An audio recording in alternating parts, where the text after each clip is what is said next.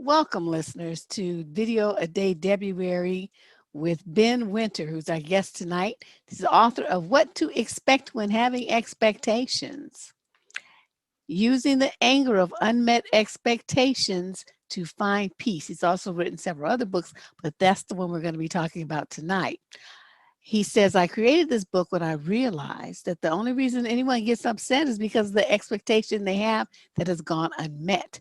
Needless to say, this book is about expectations, where they come from, why you have them, and what to do about them when you find yourself getting upset.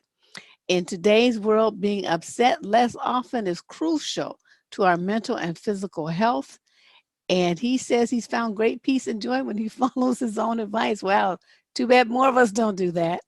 Anyway, let's welcome Ben to the show and start this conversation off. Hey, Ben. Hi, thanks for having me.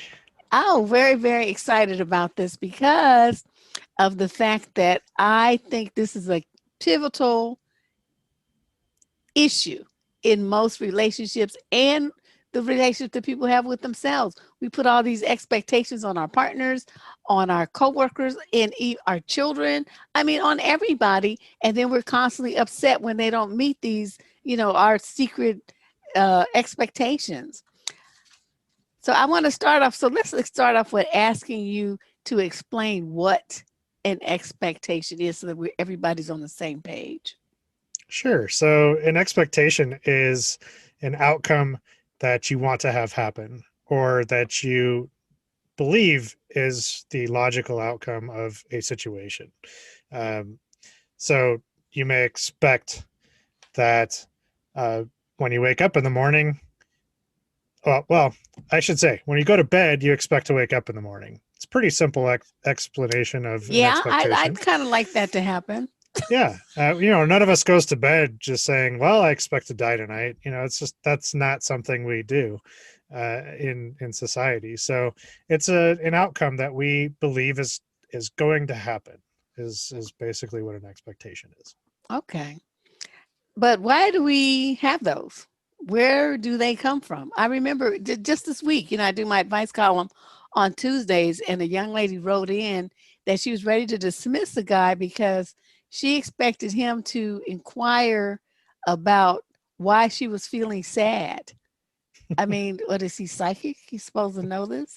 And so she's ready to kick him to the curb because she felt like he didn't have empathy because he didn't ask her why she was sad and investigate her sadness.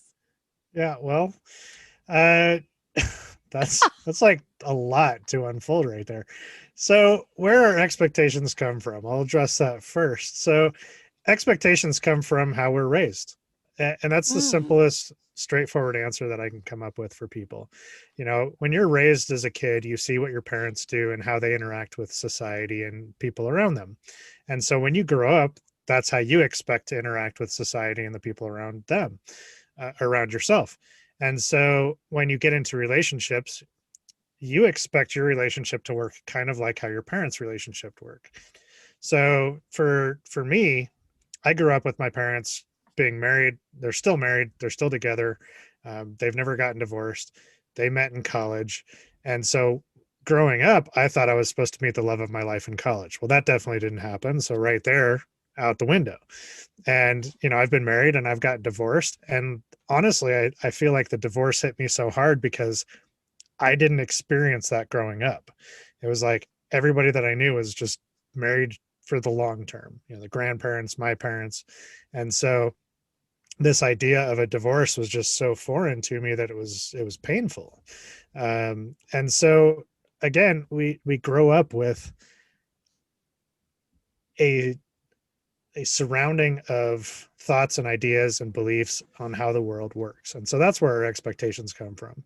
So this person is expecting the guy to kind of magically know how to ask, how are you feeling? Maybe she grew up with parents who were very empathetic to one another and actually communicated, asked questions. And so if she's not seeing that from somebody she's dating or is with, you know, her expectation is you're going to be empathetic and you're going to read my mind and etc. And that's not always the case because that guy grew up in a completely different household and different part of the world probably, and that's just that's how it goes. That's really good that you point that out because I think, people don't consider that your family of origin and how the culture in your family and how that would impact you and how you conduct yourself in relationships and in the world. And I think people don't really put too much stock in that. So that was a good point to bring up. Thank you. Yeah. So are our expectations wrong? I mean, are we not entitled to have some? And how do they when are they unrealistic? A lot of good questions. So it is not wrong to have expectations. In fact, it's impossible not to have expectations. And so anybody that says, well, just don't have expectations and you won't be upset. Well, that's an expectation in and of itself. Expecting not to have expectations is an expectation. So it is impossible to not have expectations. So it's not wrong to have them. In fact, most of the time they serve us pretty well.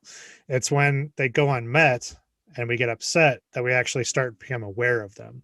And yes, some of them are absolutely completely unreasonable. Um, Getting upset at somebody for not doing something that you never told them about is unreasonable because Right. you didn't communicate, you didn't talk about it. And I will say, sometimes when you get upset, it's the first time that you realize that you had an expectation. For anybody who's a parent out there, the first time your kid did something that you're like, no, don't do that. It's because you were raised to not do that. And so now you are acting as your own parent because we all grow up saying, I don't want to be like my parents. Well, guess what? You have no other frame of reference when it comes to Right. parenting. So you do become your parents to some extent. Now, we're getting better at recognizing, okay, my parents did that. I don't want to do that. I'm going to change my mind. It's okay. And that's great. But sometimes when we get upset, it's that first moment in time that we realize we had the expectation. And that's when we can start to explore. Did I know I had it? No. Okay. Well, now I need to explore where it came from, why I have it. But if I did know I had the expectation, then it's like, well, is it reasonable? And have I communicated it with the people around me? So getting upset with somebody for not doing what you expect them to do, you really got to stop and look at yourself. Did I share that expectation? Did they agree to it? Did we have a conversation? And most of the time, the answer is no. Yeah, that's unfortunate. Even to something as simple as and basic as, a woman will say, well, I want to date a guy who's actually single and available, who's not married or otherwise involved, and then they find out later that the guy's married or he has and so I always ask, well, did you ask him, was he married? Did you really say that? And like, well, no, but I thought he would tell me if he was. It's like, okay, so you expected him to tell you something that was going to like knock him out of the opportunity that he was looking forward to, and he's not going to do that. You have to really just ask them. So anyway, that's a long-winded story to ask you this. If we have expectations that are associated with our boundaries, how should we communicate that to to people around us? It could be a partner, it could be anybody. Yeah. And that, I think boundaries and expectations are more or less the same thing. And it is just a matter of communicating. And sometimes that's the hardest part because there's that fear that if I set this boundary, the person's going to go away. And, oftentimes we're like, well, I don't want to set that boundary because I don't want them to go away. But is that boundary more important than, and somebody respecting that boundary more important than not? And that's what you have to decide. Because if you're going to share that boundary and set that boundary and they're not going to abide by it, do you really want them around? And sometimes that's painful. Somebody's in a Mhm. relationship for a while, they're, everything's going great. And then they start talking about marriage. And one of them's like, I'm definitely not getting married, or I'm definitely not going to have kids, or I'm definitely not going to do this in a marriage. And that might be a boundary setting or a boundary ending situation for the other person. Say, well, I want to have kids and you don't, so we can't get married. Right. Um, and that can be painful if you've been dating for years.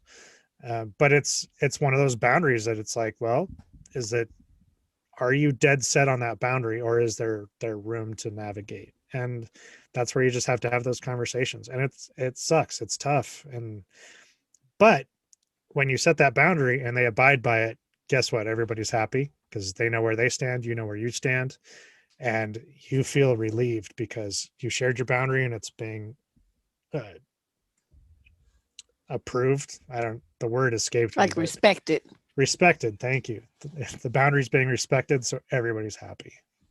Okay, because that's I think that just speaking of the viewers, the women that have come through this channel, I think setting boundaries and especially reinforcing and maintaining them is something that they really struggle with. And I have found that when they don't really reinforce those boundaries, they tend to sacrifice themselves in the process and they end up very hurt.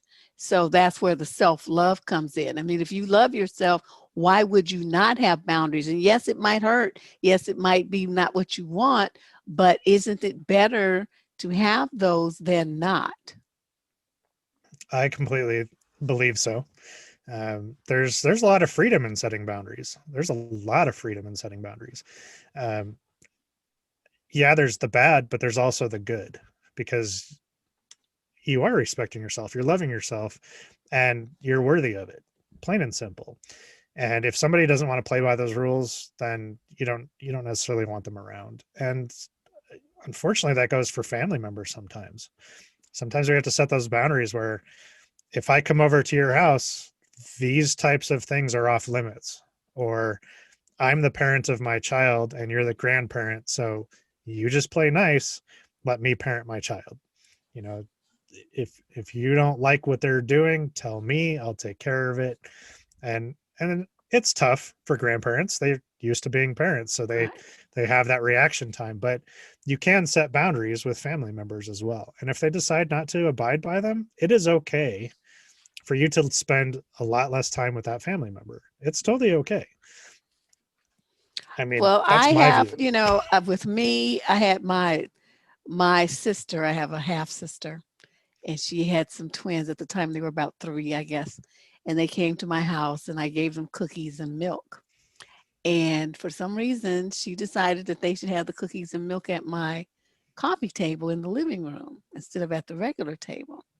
Well, these two little heathen spawns of hell decided that they were going to not only spill the milk, which 3-year-olds will do. I mean, that part didn't really bother me too much, but they took the cookies and they ground them into my beige carpet.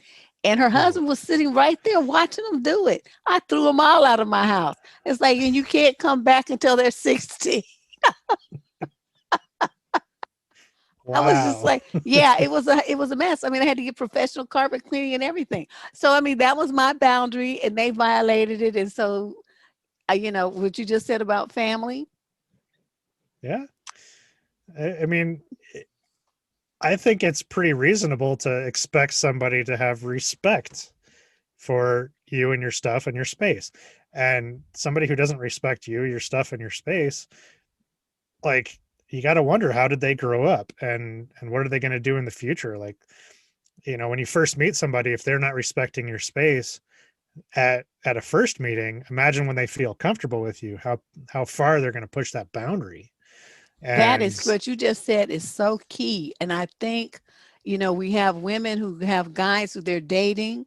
They just meet the guy, and then he starts pushing them or pressuring them for, how can I say this delicately? Intimacies. And they're not, on that page. They barely know the guy. And I tell them all the time that's a violation. I mean, you expect a guy to come at you with respect and, courtesy and gentlemanly behavior. And that's not what he's doing. But that what you said about them not, the hurt and not wanting for the guy to go away seems to take precedent over their self-respect. And that is one reason why I wanted, you to be here to talk about the importance of those expectations and boundaries and why they're not bad to have. yeah, it it's a weird game, but the more you practice setting those boundaries, the easier it gets over time. The more you want to be respected, then practice it. Just practice, practice, practice. And personal growth is one of those things where there's no magic book, no magic course, no magic pill, nothing. You just have to practice something. in the lines of personal growth. And if that's setting expectations with people, if that's telling them your boundaries, if that's turning people away who don't um, respect you and your space, just practice it. Eventually, you're going to get to the point where it's totally okay. Like, oh, you're going to disrespect me? Bye. Yeah. I survived the last 20 people that I sent on the way. Now it's nothing. It's nothing for me to set my boundary. And you look at somebody like Oprah Winfrey, she's not going to put up with anybody's shit, right? At Because all. she's put those boundaries in place through her life. And so people know to respect her. And they're not going to mess with her space because they're gone. There's like no room for error there. Think of anybody in a position that you respect. They have mastered setting those boundaries because they know what they want and they want the respect that they deserve. And so do you. We would like to think. Okay, Yeah. you said that when people, the only reason we get upset is because our expectations were not met. Mhm. But how can we use expectations to, what do you call it, find peace? And I mean, there has to be a way to use those that bring us peace of mind and, that it works out better for us. Can you kind of go into that a little bit? Absolutely. So I say it's okay to be upset. And Mm, the reason that I say that is being upset is a wonderful trigger to notice that something happened. And in my book, I kind of walk through it. But before I created the book, I created a workflow that kind of walked through the moment of being upset to finding peace. And when you find yourself upset, that's a great opportunity to say, hey, okay, an expectation hasn't been met. What's the expectation? And did I know that I had it? And I would say 90% of the time, we didn't even know we had the expectation. And so it's a great opportunity at the moment of being upset is to take a step back and really kind of explore the thoughts and feelings and emotions that you have going on. And, be with it, be with the upset. Okay, I'm really upset about this. Where is it coming from? And when you start to explore that and taking those moments in time, okay, I didn't know I had it. Now I know what it is and where it came from. Do I want to keep using that expectation in my life? Because maybe you grew up and you needed some sort of boundary that you don't need anymore as an adult. And so mm, now you can say, well, okay, that served me when I was a kid. It protected me at school from the bullies, but now I actually want friends, and somebody actually saying hi to me isn't a bad thing anymore. Like, whatever mind games we play with ourselves as we grow up. And so you get to take that opportunity to say, is that expectation still working for me? Is it a reasonable expectation? Like driving in traffic. There's no reasonable expectation that everybody should be driving as well as you are because you can't talk to everybody on the road. You don't know how they grew up learning how to drive or not learning how to drive, whatever it may be. But there's no reasonable expectation that everybody's going to drive the same way. So right. immediately when you start getting upset in traffic, you can say, well, there's nothing I can do about it unless I want to become a trillionaire and like somehow get some weird drones to go out to everybody's car and drive it for them. It's just not happening. Like it's, it's unreasonable. But you come up with other things in your life. It's like, yeah, that's a reasonable expectation. That's a boundary I want to have set. So have now you kind of have wow. Now you kind of have to ask yourself, did I communicate that boundary? Did I talk about that expectation with the people who are involved? Well, no, I didn't. Okay, well, how can Mm, you expect them to meet that boundary or respect that boundary or do what you're hoping they'll do if you haven't even talked about it? So again, it takes you from that upset moment to, I see where I played my part. I have to go talk to somebody. I have to communicate. And I can't be upset with them when they didn't even know I had this because I didn't even know I had this. And you just kind of move through this process. And the first time you do it, it's gonna be like, okay, okay, I'm looking through. Okay, next question, and then eventually you're like, okay, I'm doing this on a regular basis. And like you said in the bio at the beginning, I do this mentally on a regular basis. And so I move from being upset very quickly out of it because I see where I played my part, um, where I communicated or didn't communicate, and it makes it so much easier. Well, am a great communicator of that. I will tell people, okay, this is what I expect. And if you don't do it or you do something else, these are the repercussions. I've done that with my own daughter. Of You course. do this, I tell you this, these are repercussions for that behavior, or you're not doing this. So I've been am very clear with my expectations and what will happen if you don't meet them or you cross them. But I think a lot of people aren't, just for you two reasons you said, that there's a lot of fear there that the person will disappear in some way. They're very Yeah. afraid of that. But at So one point you so mentioned for your something. well, hold on, for your Okay, audience, what have you done in your life to get to that point? what have Like I how done? yeah, how have you practiced it so you could get to the point where you're very clear on your expectations? I think I have to say that it's probably just my personality because from what I heard from relatives, I was that way like as a toddler. And it's just that's just who I am. I'm going to tell you what gets on my nerves. And then, of course, you have the right to do it anyway, but I maintain the right to, boop, you right out of my world. I don't want to be bothered. And I just have I don't know. I don't know. I don't remember, when I was 2 or 3 or 4 years old. I remember bits and pieces, but these are stories that have come to me from relatives. So I can only say it seems to be something in my personality that I was probably just born with. I just don't want to be bothered. Well, and I would say a lot of kids are born with it. I think it's whether or not the parents and family members around you empower you to continue with it or if they squish it. Ah, So I kind of feel like your family encouraged you and empowered you to continue with those boundaries, so it became really easy for you. Because kids are very clear when they're young. You're like, no, I want the ball. right. It's like, no, I want to play right now. I don't want to eat right now. They're very clear on their boundaries. But what do we do as parents and family members is we kind of change their view based on what we want as the adult. And oftentimes we don't share enough information with our kids and setting those boundaries and um, the consequences of them doing something.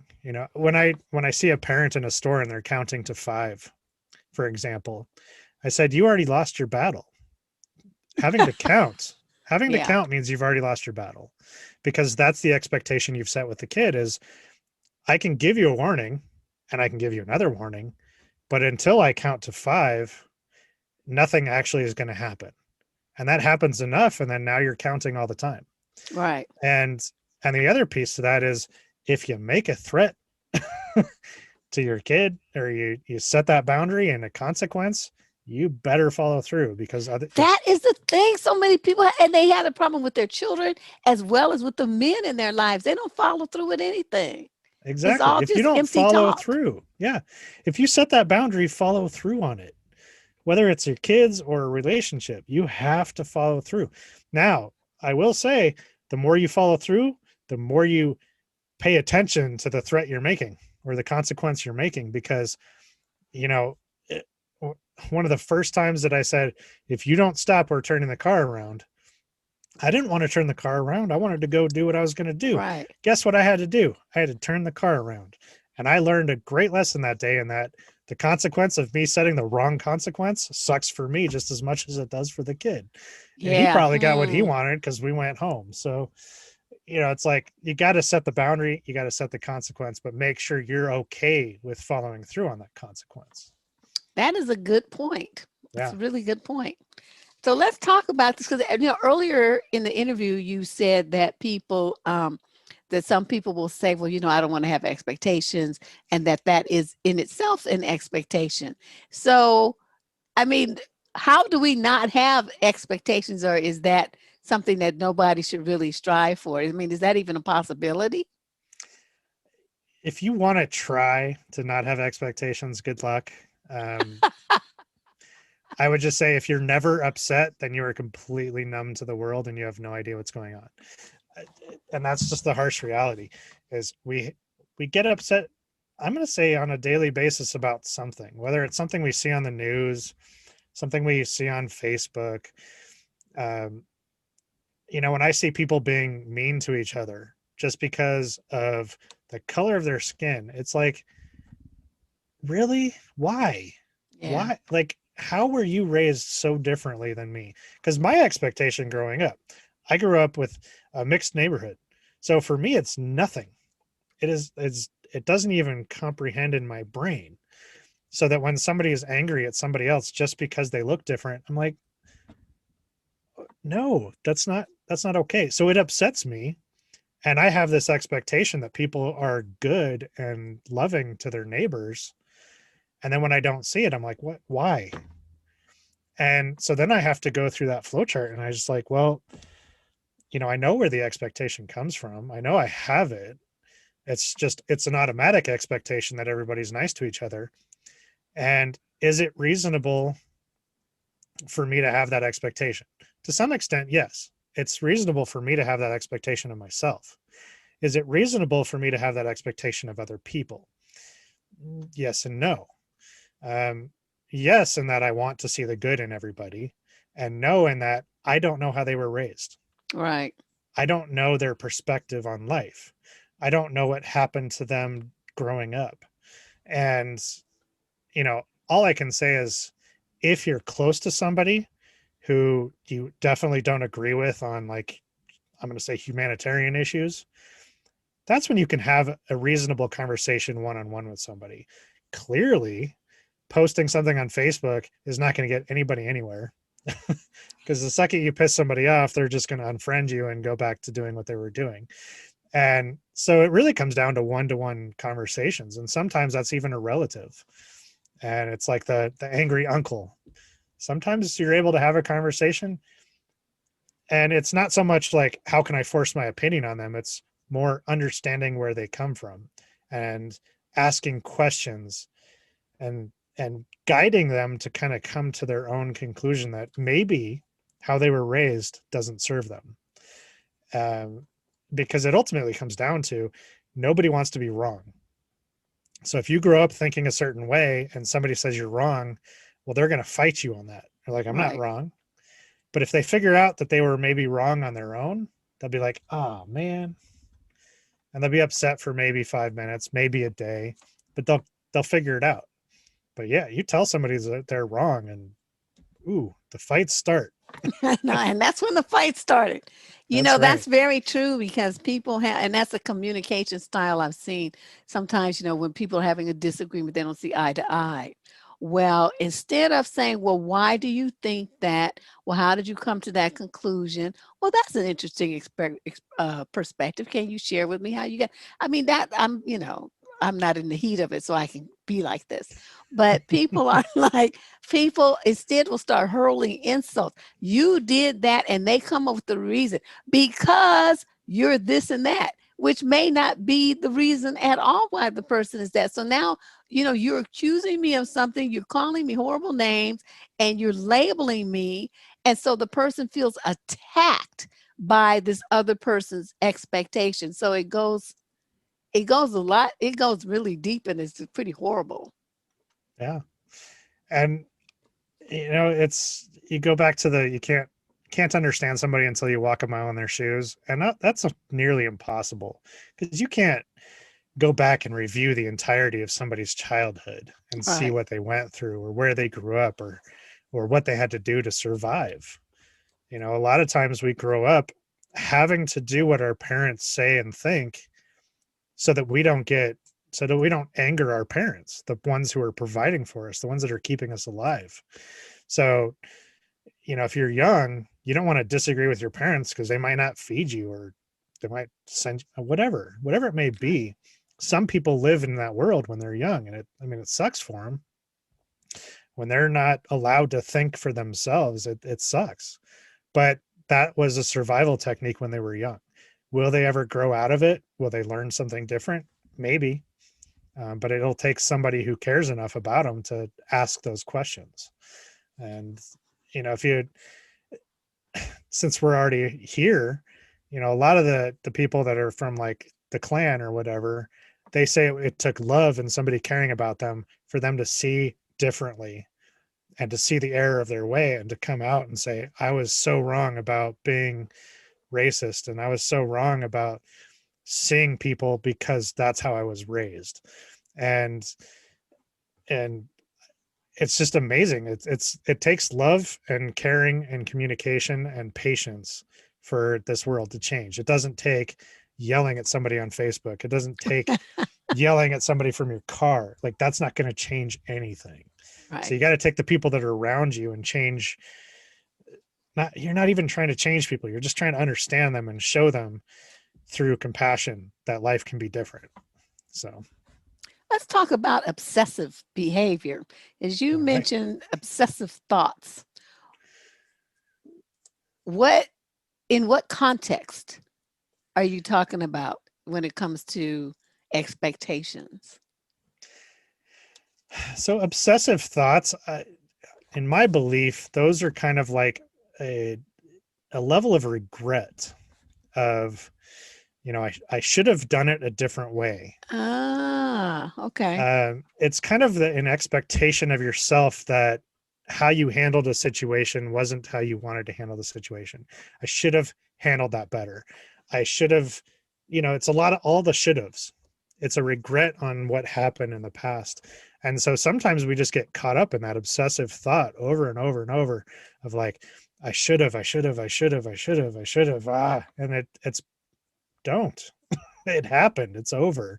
All you can do from that is learn from the experience and move on. And it, that's the easiest way I can say it is it's a regret that you haven't let go of. Okay. Yeah. So what do regrets and expectations have? I mean, what kind of association do they have with each other? So a regret is, I should have done it a different way, or I should have done that one thing when I had the time. It's an expectation that we were better than that, or that we expect too much of ourselves sometimes. And so a lot of times when we look back at a situation that we regret not doing something, or I regret doing something, it's that I expected more and better of myself. Mm, And it's when we have that internal fight between the regret that we had, the expectation of ourselves that we had, and doing or not doing the thing that we did. Um, like if we're a kid and we were bullied in school, it's like, well, I wish I would have stood up for myself. Or the opposite, sometimes somebody's like, I wish I hadn't been the bully when I was a kid. And they're constantly trying to make up for it.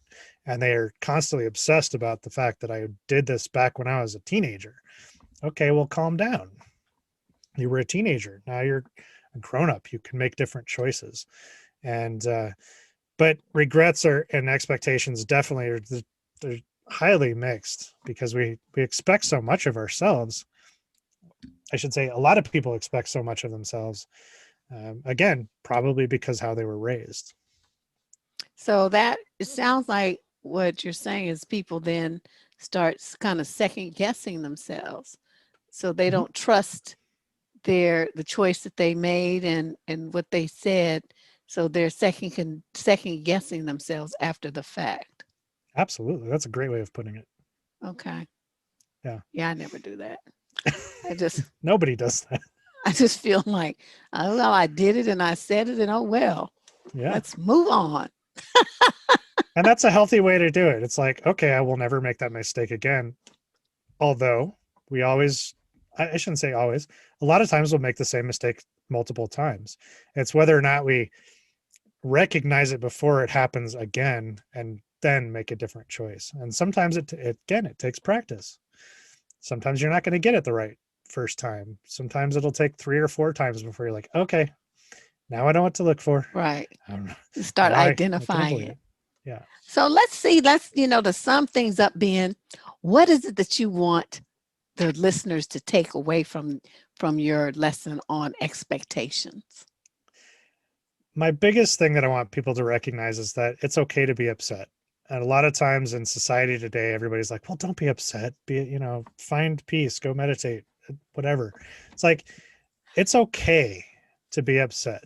It's what you do with it that matters the most. And all I've done is provide a different perspective on being upset and a different way of handling it. Is this the end all be all? Absolutely not. There's probably a million different ways to handle being upset. I just came up with a really cool idea and solution for being upset, and I like to make it okay. You know, we have expectations, and it's okay to have them. It's okay to communicate them. It's okay to negotiate them.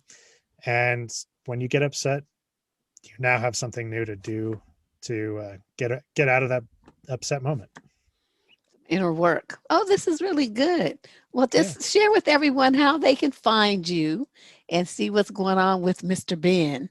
All right. So I would say go to havingexpectations.com. You can download the flowchart for free. You find all the information on the book, and you'll be able to see this interview on there too if you haven't watched it everywhere else. Yeah, I'll be uploading it and sending you the link to it so you can do that. But thanks so much, Ben. This has been really kind of eye-opening. Some things that I just never really thought of as motivations for why people do the things that they do. I really appreciate you reaching out and being a part of this programming. Yeah, I appreciate the time. It's great. Thank you. I'll talk to you real soon. I'll reach out real soon. All right. Sounds good. Okay. Thank you. Bye-bye.